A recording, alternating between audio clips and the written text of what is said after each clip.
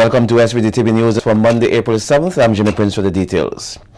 Minister of Foreign Affairs Carnival Gonzalez says SVG's downgrade by Moody's, a leading international credit rating agency, has nothing to do with the government's inability to manage the country's economy. Speaking in Parliament on Thursday, Gonzalez said the countries such as Brazil, the US, and a host of others suffered the same fate, which the opposition fails to highlight. Said that in December of 2012, the Bahamas were downgraded by Moody. In February of 2012, Belize was downgraded to junk status by Moody. In February of 2013, Jamaica was downgraded by Moody's and Standard & Poor. In 2013, St. Lucia was downgraded. In March 2013, Grenada was downgraded. In December 2013, Barbados was downgraded. In 2011, the United States of America was downgraded. And just a couple months ago, Brazil was downgraded. The downgrade to St. Vincent and the Grenadines occurred in the context of a global economic and financial crisis and slowdown. It had nothing to do with any lack of management or fiscal sense by the government of St. Vincent and the Grenadines. Gonzalez added that in the OECS, St. Vincent and the Grenadines is one of the only two countries that have avoided the embrace of the International Monetary Fund and its stabilization program. He said that this is an indication that the country has been managed better than most countries of the OECS. One of those countries is St. Lucia, and the other country is St. Vincent and the Grenadines. Every other OECS country has either been to or is currently in an IMF stabilization program, but you don't hear that from the opposition. This government, in the wake of repeated storms, in the wake of repeated hits to our GDP, in the wake of a global contraction, has managed this economy as well as or better than any of our Caribbean neighbors, and the data bears that out. Meanwhile, the Foreign Affairs Minister told the Parliament a World Bank report on damage and loss assessment indicated that this country suffered more damage in the last 10 years than the previous 40 years. Citing some figures from the report, he outlined that in his estimation, the government was able to ride out the stormy years successfully. It says that in the past decade, damages from major natural disasters in St. Vincent and the Grenadines were more than the accumulative sum of damages from 1961 to the year 2000. And thank God, the government of the Unity Labour Party was in power for those 10 years to help ride through that remarkable storm. And thank God, of course, I say as Minister of Foreign Affairs, that we had this wide array of friends and comrades that could also assist us and come to our aid in our time of need. Gonzalez said that St. Vincent and the Grenadines is not just a recipient that goes cap in hand when a disaster strikes. He said although the country is constrained by its own ability and the capabilities, it gives generously as it can afford. We all know, if we follow the news, that at various times in recent years under the Honorable Prime Minister, St. Vincent and the Grenadines has donated money to Dominica in times of need, to Cuba in times of hurricane, to Haiti in times of earthquake, to Taiwan in times of typhoon, and to Grenada in the wake of Hurricane Ivan, and also to Belize. So this is not a government that simply sits back and receives money when it is needy. We recognize the value of solidarity, and we know that it is a two-way street. And of course, we give modestly. No way is the response given by the opposition New Democratic Party to Prime Minister Dr. Ralph Gonzalez's proposal to reimburse monies for medical expenses incurred by parliamentarians. The opposition in a media release argues that during the Prime Minister's declaration in Parliament, nothing was said about the average Vincentian who cannot afford to pay for medical procedures and those who die for want of medication and medical intervention, which the party states Milton Cato Memorial Hospital lacks the capacity to provide. The NDP argues that the announcement by the Prime Minister is a slap in the face of every Vincentian who is without the ability to get basic health insurance coverage. The NDP says it will not be a party to what it describes as the government's wanton disregard for Vincentians and the dismal state of Vincentians' health care services. St. Vincent and the Grenadines today joins the rest of the world in celebrating World Health Day 2014. World Health Day marks the anniversary of the founding of the World Health Organization in 1948 and also to celebrate the gains made in providing health care and combating diseases. Each year, a priority area of public health is being focused on, and this year the attention is on vector-borne diseases. In a national address to mark the occasion, Minister of Health Clayton Borgin says although there are several vectors, mosquitoes, particularly the Aedes aegypti, which causes dengue fever, are of the greatest concern to St. Vincent and the Grenadines at this time, which he says in some cases results in death. To intensify our efforts to respond to the dengue epidemic, we also have to be mindful that many of the other vector-borne diseases that were once unknown to us are today presenting a serious challenge to our public health. At this very moment, the word chikungunya comes to mind. Prior to last year, this was a disease virtually unknown to most of us. But today, after its recent entry into the Caribbean, chikungunya has now become a household name. Thankfully, we have not yet recorded any cases of chikungunya. Nevertheless, ladies and gentlemen, the threat looms large, especially since St. Lucia, our closest northern neighbor, reported its first case last week. Perhaps it is just a matter of time before it reaches our shores, given that it is transmitted by the same vector that transmits dengue fever. According to the health minister, chikungunya and other non-indigenous vector-borne diseases such as malaria and the yellow fever, among others, are now being monitored closely by the National Surveillance Committee within the Ministry of Health, Wellness and the Environment, as these diseases are no longer confined to their traditional geographical location. The threat of these diseases is even more potentially facilitated by climate change, which may result in change in habitat and distribution of vectors, and the phenomenal increases in international travel and trade. These changes create opportunities for vectors and the diseases they spread to take up residence in new areas. For all these diseases, vector control is the most powerful preventative tool, but it must be used to its full potential. The Ministry of Health, Wellness and the Environment has therefore invested in both the human and physical resources necessary in this regard. However, the huge efforts by the professionals within the ministry will come to naught if individuals, households and communities do not support or complement these efforts. The environment and the information and communication technologies will be the focus of two separate workshops that will be held here over the next 5 days for representatives of CARICOM member states. The workshops hosted by CARICOM are looking at statistics and indicators in both sectors. The first two-day workshop on environment statistics convened earlier today at the Grenadines House. It is being held in collaboration with the United Nations Statistics Division. The second workshop of the development of Caribbean-specific information and communication technologies, statistics and indicators will commence on Wednesday. Project Director of Regional Statistics at the CARICOM Secretariat, Dr. Philomene Harrison, said she was heartened to hear about the work being done on the environment and risk management in member states. The focus of the sixth conference will bring the attention of the world to a group of countries, including the member states of the Caribbean community, as a special case for sustainable development in view of their unique and particular vulnerabilities, including our small size, limited resource base, the impact of external economic shocks, vulnerability to disasters, degradation of coastal marine environments, inadequate waste management systems, energy dependence, water insecurity, the impact of communicable and non-communicable diseases, and of course tourism and its impact, as well as land practices. Dr. Harrison said for the next couple of years, member states will focus more on technological development.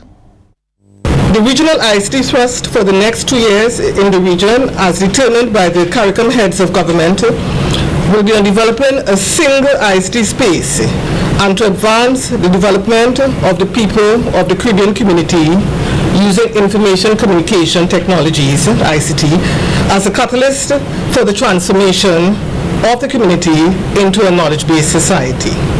For example, Access to broadband is urgent, and it can be a catalyst that can lift developing countries out of poverty.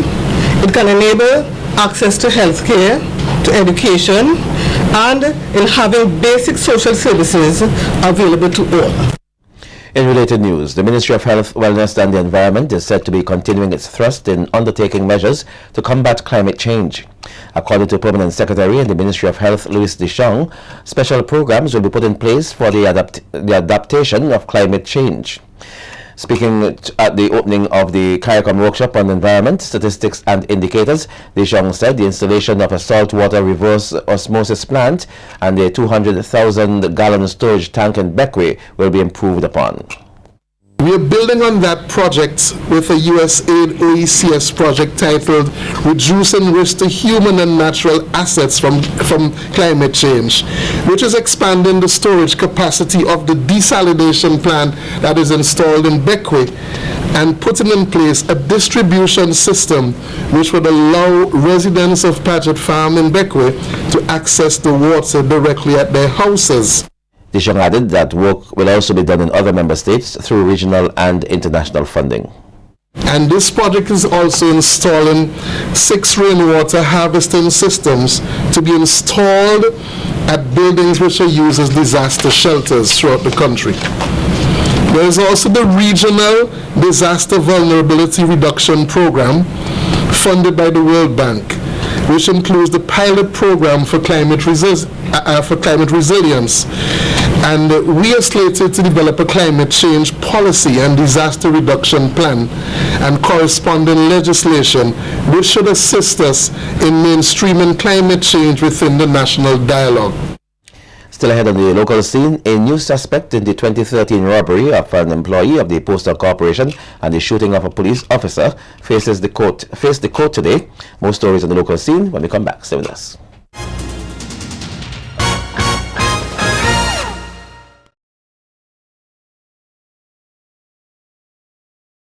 Welcome back. In some police news now. 27-year-old Colin David of Longwall, Kingstown appeared before the Serious Offences Court this morning, facing 2 charges in relation to the daylight robbery outside the Postal Corporation building in Kingstown on June 13, 2013. During the incident, a police officer was shot while an office attendant at the Postal Corporation was robbed of over 100,000 EC dollars in cash. Former footballer Dwayne Sandy was deemed a wanted man and arrested several times in connection with the incident. However, no formal charges were ever brought against him. When the new suspect appeared at the Serious Offences Court this morning, the 2 charges of attempted robbery and murder attempted murder and robbery were read to him by the sitting magistrate. David was remanded in custody and will return to court on July 4th for the start of the preliminary inquiry. The latest charges against David add to a murder charge he was committed to stand the trial for on Friday. He's accused of killing Devon Steele of Rose Place on May 15, 2013. Steele died as a result of several gunshot wounds to the body on the date in question. Commissioner of Police Michael Charles says it is important for adults to be good and positive examples to the nation's youth. Speaking at the Pan Against Crime concert held in Barra over the weekend, Charles says adults should mold the young people, and the Pan Against Crime initiative is a positive example which should continue to flourish. To be a shining example, the role models for the young people to follow. Just last Monday, I attended a function at the Scout headquarters where they launched the 100th anniversary of Scout in St. Vincent and the Grenadines. In February, we celebrated 6 years of the Pan Against Crime, and very soon, very soon, the Pan Against Crime will be celebrating 100 years also, just like the Scouts. The Commissioner noted that when the Pan Against Crime program was launched, there were some negative thoughts about it, but now there are positive results. The Royal St. Vincent and the Grenadines Police Force and the NCCP will work and continue to work with the people, the parents, guardians, and the children of St. Vincent and Grenadines to ensure that the Pan Against Crime continue. Coupled with the Pan Against Crime, we have the Police Youth Program, And this is a program where the youths of St. Vincent and the Grenadines are being molded by the police officers in the Royal St. Vincent and the Grenadines Police Force. You know, when I was a youth coming up, to mention the fact, the police, I was shivering in my boots. But today, look at the many youths. There are 25 youth clubs throughout St. Vincent and the Grenadines, where the youth are seen one hand in hand with the police. And this is something we can look at. Meantime, the police commissioner reiterated the significance of fostering good relationship between the police and the public. He noted that in many instances, the police have been accused of being heavy-handed, but hand-in-hand, the police and the public can work together to rid the society of some of its social ills. And what better way if the adults staying away from the police and the youths are with the police, the youth will bring the police and the public closer together, because you won't want to be away from your children. So this program is a well-funded program. It is a nation building, bearing in mind that the youths of today will be the men and women of tomorrow. The Carnival playing field came alive last Saturday evening for the annual Leave Out Violence in SVG March and Rally. The event encourages persons to join together and stand up against violence, particularly domestic violence. The march commenced at the entrance of the Annisvale playing field and culminated on the Carnival playing field with a rally. President of Love in SVG, Nyla John, says the event is necessary as there has been an increase in violence in SVG over the past few years, and she sees the march and rally as a step in standing up against this problem in our society. I know that some people may say that you can't march and stop violence and crime, but I know that we can march and come together. I always say together we can make a difference. In unity we can make a difference. So I'd like to thank everybody that supports this on a yearly basis, and I hope as we move from community to community that we'll be able to educate our youth and bring about awareness to them. I believe it's really, really important that we bring that education and awareness, because if we don't educate our youth, then we're losing them to our society. So I'm asking everybody to support this. Throughout the year we will be embarking on different projects, so please come out and support this cause. The Carnival Development Corporation downplays reports that there will not be a Best New Song competition for the launch of Vincy Mas 2014. Earlier today, the Carnival Development Corporation put out a release inviting submissions from Calypsonians and soca artists interested in participating in this year's competition. The release states that registration forms for the competition are now at the CDC's office and will be closed on Tuesday, April 22nd, with auditions slated for Wednesday, 23rd of April. The CDC says all registration forms must be accompanied by a copy of the song on a CD, which should be ready for airplay. Vincy Mas 2014 will be launched on Saturday, May 3rd. The Kingston Cooperative Credit Union earlier today launched a Click KCCU website service as part of its 56th anniversary celebrations. Click KCCU offers members the major functionalities of viewing account balances, transfers, printing details, requesting checks, and making bill payments. KCCU General Manager Clement Lynch says times have changed and it is a requirement that the credit union adapt to these times. That we embrace technology to the point we'll be able to deliver service seamlessly to our members. We do have members in the diaspora, and it is a requirement for them to access their information without constant recourse to written correspondences, both ways, backward and forward. The technology is there to enable us to enable the member to carry out their own transactions at their own time from anywhere in the world. Lynch says the launch of the website reflects the needs of the members of the KCCU. Member services are at the forefront of our strategy. Excellent member service. That's what we aim for. That's our ideal. It's a moving target. It changes with people perception from time to time, and with the increase in our exposure to the level of service that is available internationally, we have got to keep up to date at all times.